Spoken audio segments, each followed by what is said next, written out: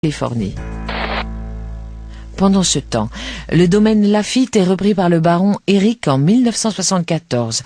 Lui aussi s'ouvre à l'étranger avec l'acquisition de vignes en Argentine, au Chili et au Portugal.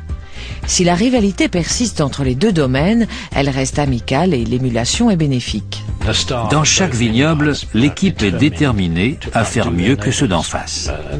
Et cela a dû concourir à maintenir la bonne qualité de leur vin. Mais les Rothschild ne sont pas seulement des producteurs de vin, ils restent des banquiers. Dans les branches de Londres et Paris, ils s'efforcent de perpétuer la tradition familiale en influençant leur époque. Dans les années 1980, les tensions qui en résultent vont déboucher sur une guerre acharnée opposant un père et son fils. Depuis maintenant plus de 2 siècles, le nom des Rothschild est associé à la banque et à la finance internationale, mais aussi au monde du vin, de l'art et de la philanthropie. Pourtant, dans les années 1950, la réussite de la famille dans le monde des affaires semble compromise. Toujours sous le coup de la Seconde Guerre, les banques de Londres et Paris sont sur le déclin et se contentent de gérer des comptes personnels et de s'occuper de riches clients.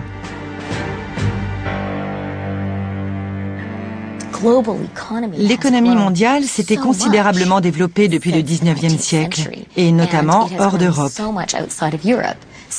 Inévitablement, les opérations menées sur le continent européen avaient moins d'importance qu'avant.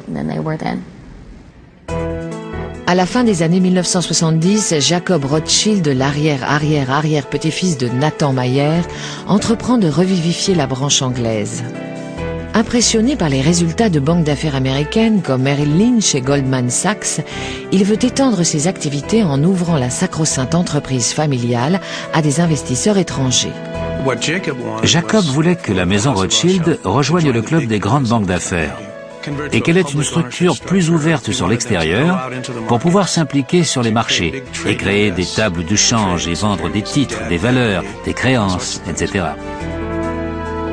Mais Evelyn, son cousin et rival pour la succession, défend une voie plus progressive et prudente. Il veut que la banque reste une entreprise réservée à l'élite. Il ne faut pas investir sur les marchés et prendre des risques en vendant de gros volumes de titres. On ne risque pas son argent sur ce type de transaction.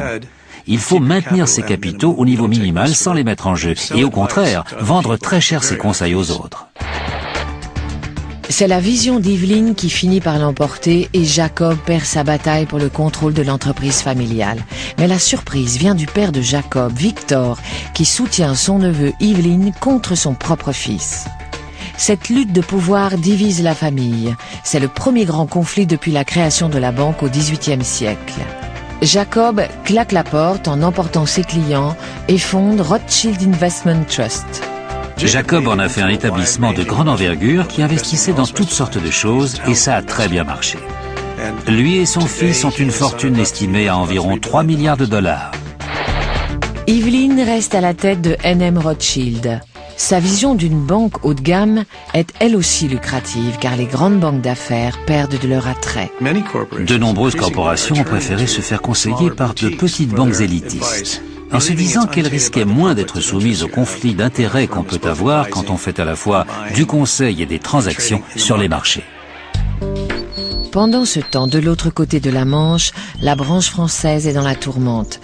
Depuis 1944, elle est dirigée par l'énergique Guy de Rothschild qui a reconstruit l'empire familial en diversifiant les activités de la banque, de la gestion des investissements à celle des comptes courants. Le baron Guy était l'archétype de l'aristocrate français. C'était un homme mince avec un goût impeccable. Mais en 1981, le gouvernement socialiste de François Mitterrand prend une décision sans précédent. Il nationalise la banque. Bien qu'il reçoive une compensation financière, Guy est anéanti. Guy avait tout perdu pendant la guerre. Et ça a recommencé en 1981.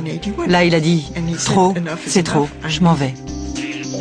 C'est la destruction de mes 40 années de vie professionnelle et de ce que j'ai bâti avec mes associés durant toute cette période. Tout ça nous est arraché des mains. Il s'est dit qu'à cause de leur nom, de leur réputation et de leur argent, les Rothschild avaient été pointés du doigt. Guy s'installe provisoirement à New York mais finit par revenir en France après un changement dans la politique du pays.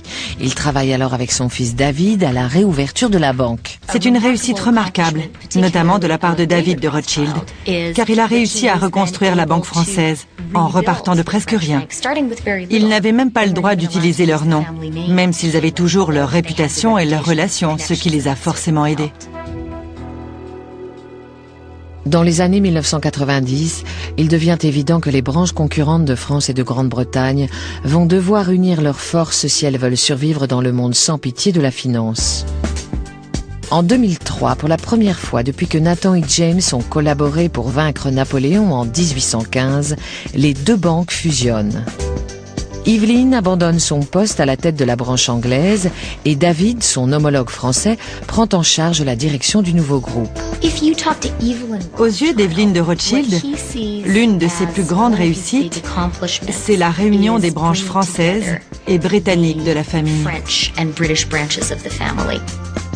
Au moins un membre de la nouvelle génération semble reprendre brillamment le flambeau familial. Nat Rothschild, associé d'Enrit, le fonds d'investissement londonien créé par Jacob, son père, a remporté un immense succès au sein du hedge fund Atticus Capital.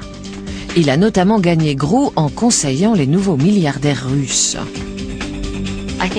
Cela démontre un grand esprit d'entreprise et une volonté de se jeter dans l'inconnu avec une audace qu'on n'attend pas d'une famille si vieille et si établie. Nat a également hérité du goût des Rothschild pour la grande vie. C'est un passionné de ski et de belles femmes comme l'actrice Nathalie Portman.